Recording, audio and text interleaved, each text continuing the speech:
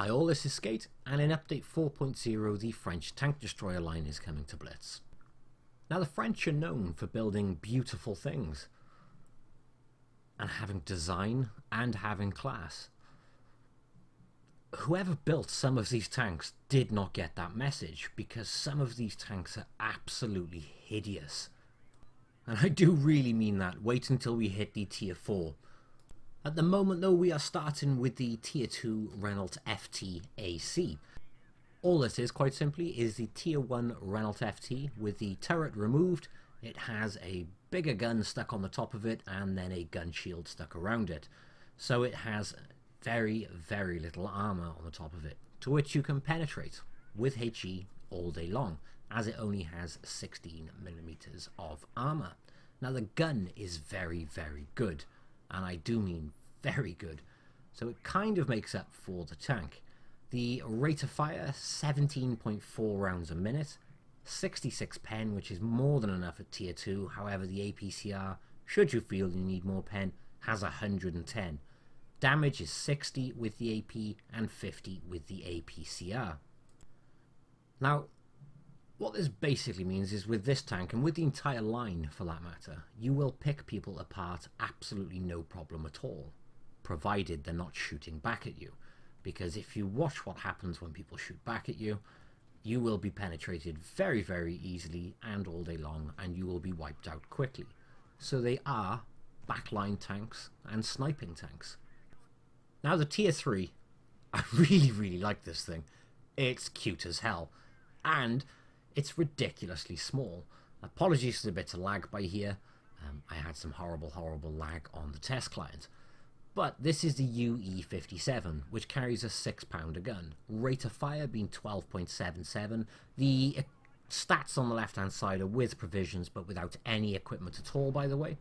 But it's got penetration of 105mm, which again is way more than sufficient at tier 3. 75 damage and 65 if you fire in APCR. Now, I don't think anyone cares about that, because all they're looking at right now, if you have not seen this before, is just how damn small this tank is. Now this ridiculously small size gives it major advantages and major disadvantages. The camo rating is through the roof. It's ridiculous. And you can drive underneath people's guns, and they can't do anything about it. You're just too small. The disadvantage of it is you can get stuck on anything on the train. If there's boxes in front of you, don't go driving over them, drive around them.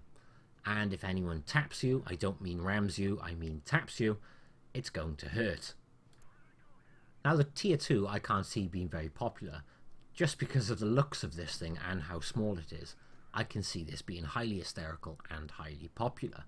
I mean, it looks about the same size as my lawnmower. And it probably has the same amount of armour as my lawnmower for that matter. 6mm. Doesn't really count as armour. That's more like a windshield. Now, although it has no armour, the factor is ridiculously low. If you can get a platoon of these things to park up close right next to somebody underneath their gun, there is absolutely nothing they can do, and you'll be able to just tear things apart. Now, here is a prime example. That's not a big tank in general terms of tanks, but look how small this one is compared to it. It's ridiculous. It's I really like it, but he's not even meaning to push me here. He's a bot, but I'm stuck, and then my friendly comes in and blocks the other way. There is nothing I can do because the thing's just so small. Anything taps you, it's just going to push you around the map. But this will be popular just because of the looks, and once you realise how good the camo is, you're going to have brilliant fun with it.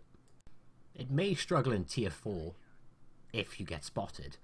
Well, rather when you get spotted. If you don't get spotted though, you are just going to be bullying from the back of the map. Now this is the tier 4. This is the SAU 40. It is ugly as sin. It's better from the back, put it that way. And it still doesn't look very good from the back. It kind of looks like a cheap knockoff Hetzer, except worse.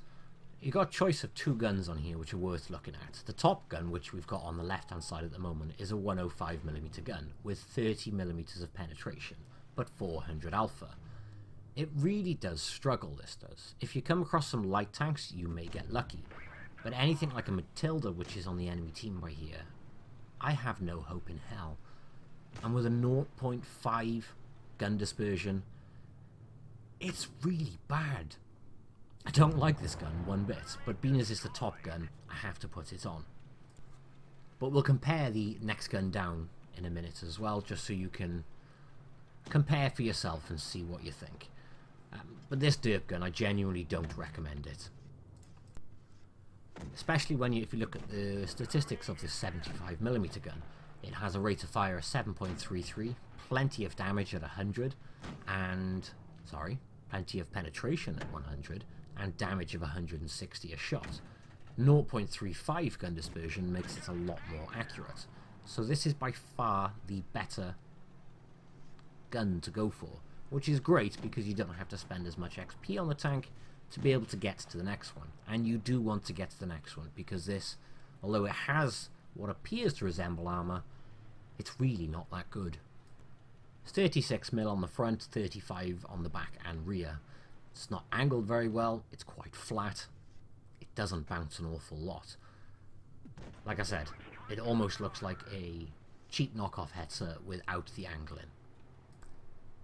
The other thing is this marks a trait about French tanks going up the line.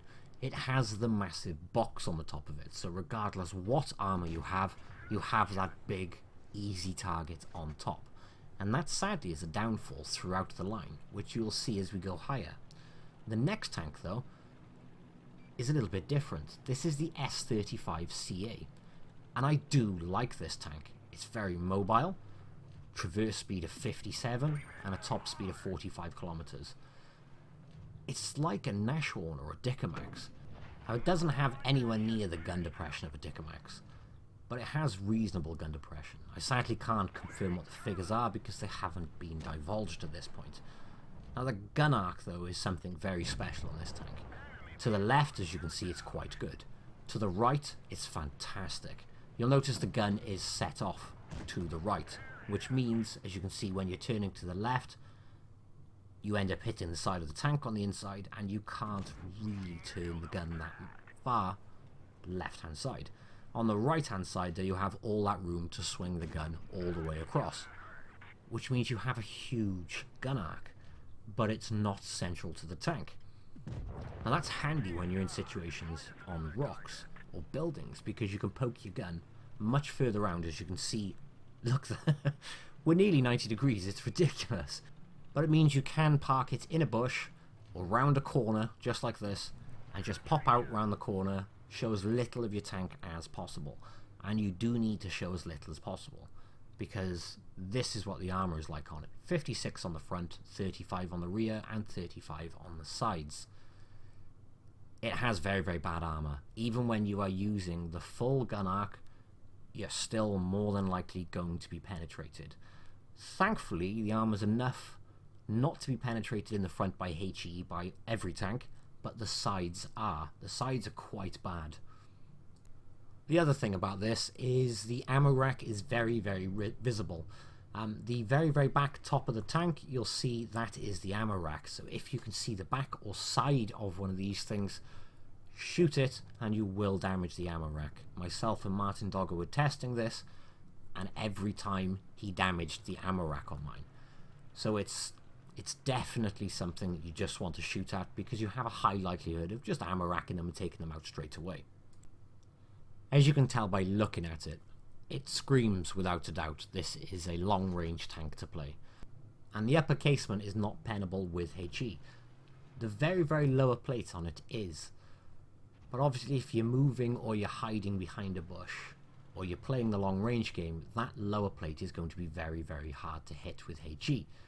But when we turn the tank, you can see everything is pennable with HE. All day long, absolutely no problem at all. So this is a camping tank. Next up, we have the Arl V. I really, really like this tank. This is probably the best one so far. Now you can fit a 105mm gun to this, which provides you 165 penetration and 310 damage, which is very respectable when you think it fires 7.42 rounds a minute. That's without a rammer fitted. So you can boost the DPM on this thing and make it very, very nasty. You'll notice it has the big old weak box on top, as I mentioned with the tier 4. So you want to play this thing at long range as well. Reserve your health, preserve it, and then later on in the match you can then go a little bit gun-ho like this. But again, this thing has very good camo rating. And it has the stereotypical tank destroyer view range, which is 250. So I kind of wish we still had binos, because tanks like this really do benefit from them the most. Or the very, very lightly armoured German tank destroyer line. That line really, really relies on them. I get what they're saying. They're too overpowered, etc. But why not just restrict it so you can only fit them on tank destroyers? The ones which need it the most. They're only overpowered if you stick it on a light tank and then go sit up in the middle of the match in the light tank, spot everything and then run off. Or the same with mediums. And the reason you need the binos so badly on this is for the same reason as the rest of the line. The armour is god-awful. I mean, you can only penetrate it with its own gun in 2 places with HE, which is those vents on the side or that upper plate on the back. So it's just about good enough to stop most HE shots. Obviously a KV2 is going to have a field day with it, and so is things like an SU-152. Or if someone gets your butt, like in that circumstance, that was 1 shot, and look how much health he took off me. But anything with AP is just going to penetrate you all day long. You may get lucky with the occasional bounce or the tracks absorbing it, but it's not going to happen often. Moving into tier 7, then we have the AMX AC-46, which carries a 100mm gun. Now this is a very, very good gun with blisteringly painful damage and DPM. It's got 9.14 rounds a minute with 310 damage. The penetration's good at 202, but it's all about how much damage this thing can put out, and very accurately with a 0.317 gun dispersion at 100 meters. So you need to basically put this gun to work constantly, and it'll tear anything apart. It's also very mobile for a big tank. It's got a traverse speed of 40, again with no equipment fitted. It does have provisions on it, but no equipment. And it has 50 kilometers per hour top speed. So it can get around the battlefield, and it can relocate as and when it needs to quite quickly. Now you'll see I've bounced an awful lot with this tank as well. But don't go thinking this thing has good armour. It doesn't.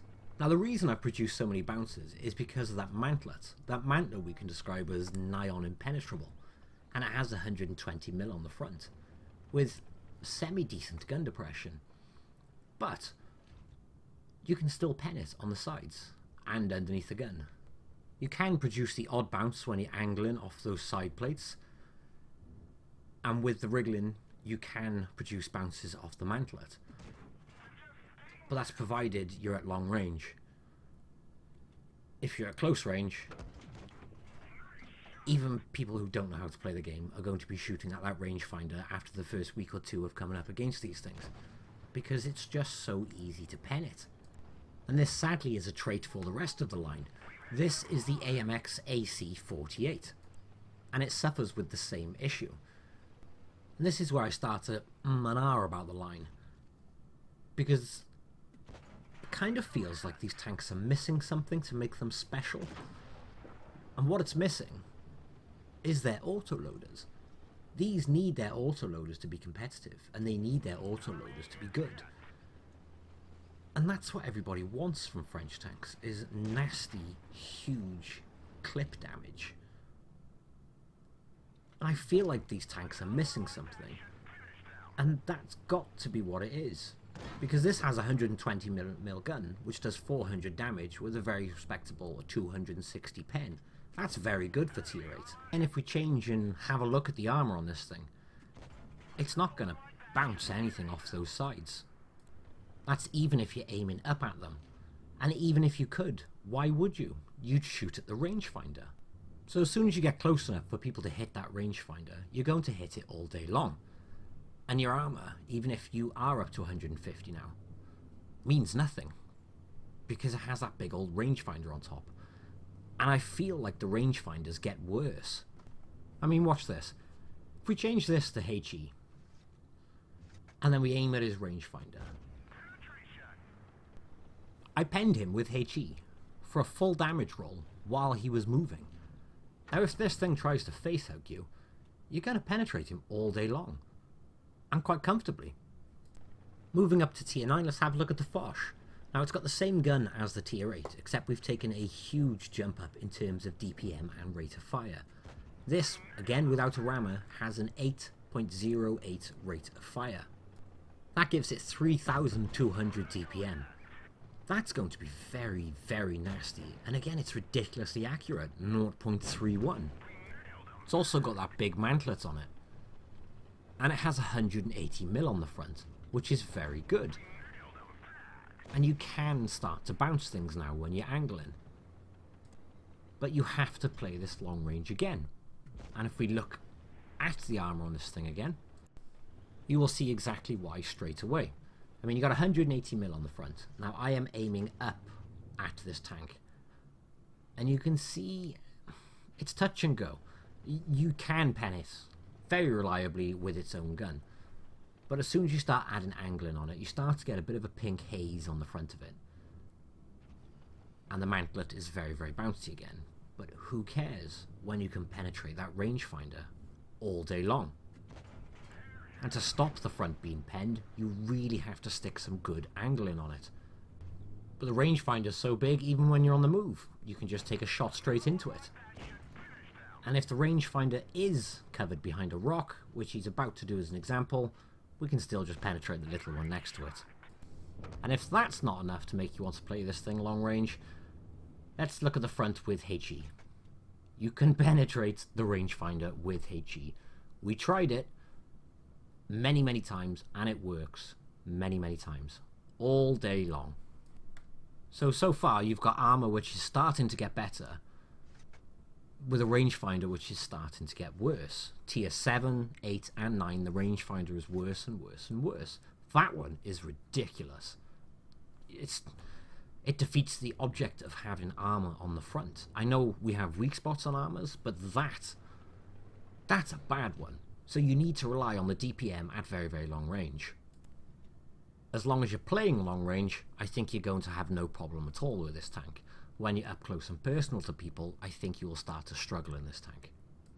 That doesn't mean this is a bad tank. With 3,200 damage unequipped, it's going to be blisteringly painful as a support tank. It's going to really tear teams apart. Which brings us nicely on to the big daddy of this line, the Foch 155. Now the Foch is, well, the Foch 155 is a good news, bad news situation. Again, it doesn't have its autoloader, and the tank does feel like it's missing something. And what it's missing is that autoloader.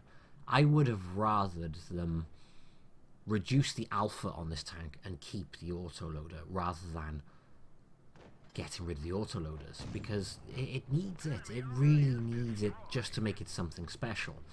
What it has at the moment is a rate of fire of 4.45 with 640 damage a shot.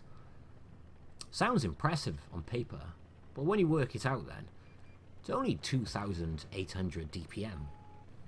As a comparative, without your rammer, it has virtually the same DPM as a Death Star, and it has a little bit more, just, well, near 100 more DPM than an E4, except an E4's got a turret.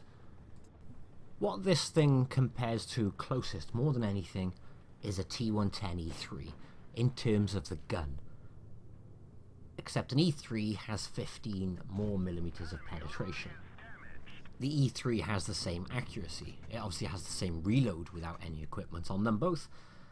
And it has a 0.3, well, this has a 0.3 second quicker aim time than the E3. So at the moment, there's nothing between them, except for the extra 15 mil of penetration. What differs then hugely is mobility and armour. The E3 has 305 millimeters of armour on the front. This has 180, which is very well sloped, but if we have a look at that very well sloped armour, looking down on it, obviously you're only getting 180 mil. It's not very hard to penetrate in any shape or form.